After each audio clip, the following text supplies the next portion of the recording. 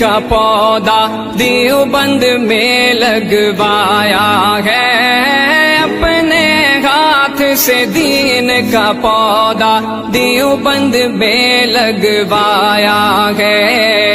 ان کی پاک امانت کو، ان کی پاک امانت کو، ان کی پاک امانت کو دیوبندیوں نے خوب سنوارا ہے۔ ظلم و ستم کے دور کے اندر حق کا دیپ جلایا ہے، دیوبند نے اسلام کا قال اللہ وقال رسول، سچے کلام کو عام کیا، ایک اللہ سے ہوتا ہے، اس پیغام کو عام کیا، ایک اللہ سے ہوتا ہے، اس پیغام کو عام کیا۔